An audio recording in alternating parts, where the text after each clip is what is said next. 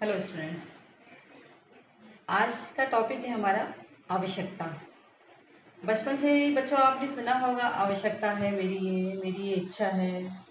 इन दोनों शब्दों को हम प्रायः मिक्स कर देते हैं, जबकि अर्थशास्त्र में इच्छा और आवश्यकता में बहुत भिन्नता है। आवश्यकता के लिए तीन घटकों का होना बहुत आवश्यक है।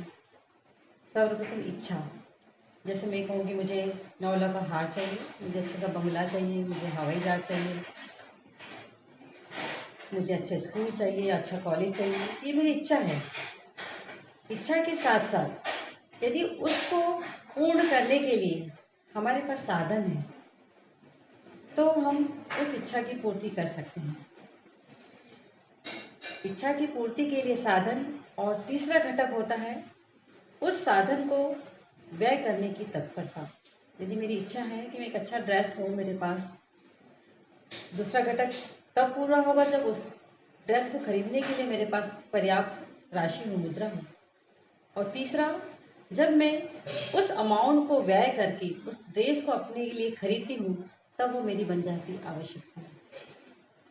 अतः हम क्या कहेंगे कि आवश्यकता के लिए इच्छा, उस इच्छा पूर्ति के लिए साधन और उस साधन को व्यय करने की तत्परता, ये जब तीनों घटक होते हैं तो ही हमारी इच्छा आवश्यकता बनती है, अन्यथा वो केवल हमारी इच्छा ही रह जाती है।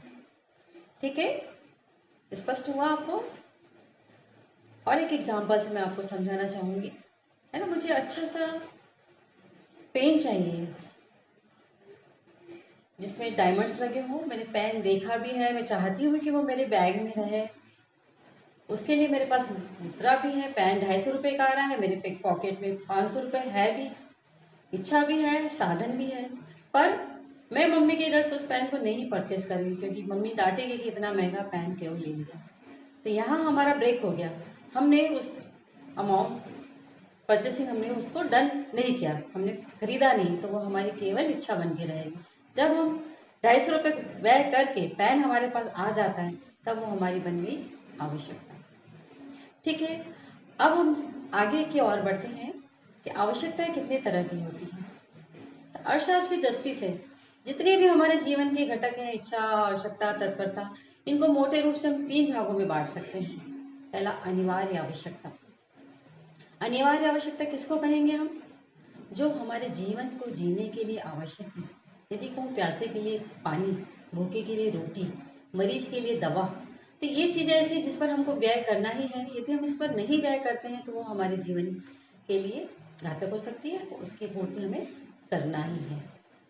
दूसरी हमारी आवश्यकता होती है आरामदायक आवश्यकता। जैसे कि नाम से ही स्पष्ट हो रहा है, ये आवश्यकता नहीं होगी पूर्ति तो हमारा जीवन बना रहेगा, पर यदि इस तरह के साधन हमें मिल जाते हैं तो हमको कंफर्ट या आराम का एहसास होता है। एक किसान है, वो कॉटेज बना के अपने खेत में आराम से रह रहा था।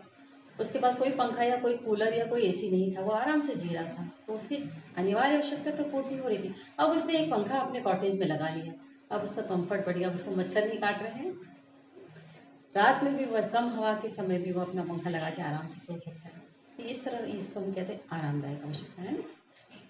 आवागमन के लिए हमारे पास टू व्हीलर था, अब हमने कार ले ली है, या साइकिल थी तो हमने कार टू व्हीलर्स ले लिया। तो ये हम वस्तु विशेष को नहीं कह सकते कि आरामदायक है, ये व्यक्ति विशेष पर निर्भर करता है कि वो उस किस जोन में जा रहा है। ठीक है, तो दूसरी आवश्यकता होती है हमारी आरामदायक आवश्यकता। तीसरी कैटेगरी में हम लेते हैं विलासिता। विलासिता शब्द से ही स्पष्ट हो रहा है, ऐसी वस्तुएं या ऐसी आवश्यकताएं जिनके बिना हमारा जीवन यापन हम कर रहे थे, आराम से कर रहे थे, नहीं था तो हमें कोई दुख भी नहीं था, पर यदि वो हमको उपलब्ध हो जाती है, हम ले पाते हैं, तो हमारी विलासिता को बढ़ाती है, प्रतिष्ठा को बढ़ाती है, हमारी समाज में हमारा स्टेटस ऊंचा करती है। ऐसी वस्तुओं को हम कहते हैं विलासिता की आवश्यकता। जैसा कि मैंने पहले ही कहा कि हम वस्तु विशेष को कैटेगराइज नहीं कर सकते हैं। एक कार, यदि हम कहें व्यक्ति ऑफिस जाता है, उसका 1 किलोमीटर ऑफिस था, वो पहले टू व्हीलर से जाता था, अब कार से जाने लगा, तो उसके लिए वो आरामदायक हो सकती है। किंतु एक डॉक्टर जिसकी डिस्पेंसरी 5 किलोमीटर दूर है, या उसको रात बेरात अपने पेशेंट के लिए कहीं भी जाना पड़ सकता है, तो वही कार जो एक व्यक्ति ऑफिस स्टाफ के लिए वो आरामदायक थी, वही कार एक डॉक्टर के लिए अनिवार्य आवश्यकता हो सकती है। तो वस्तु समय पर निर्भर करता है कि कौन सी वस्तु किस व्यक्ति के लिए आरामदायक है और किस व्यक्ति के लिए विलासिता। इस तरह से हम अपने जीवन की अनंत आवश्यकताओं को कैटेगराइज करके अपने जीवन को सही दिशा में अपने पास जो साधन है उनसे अपने अच्छे जीवन स्तर को प्राप्त कर सकते हैं।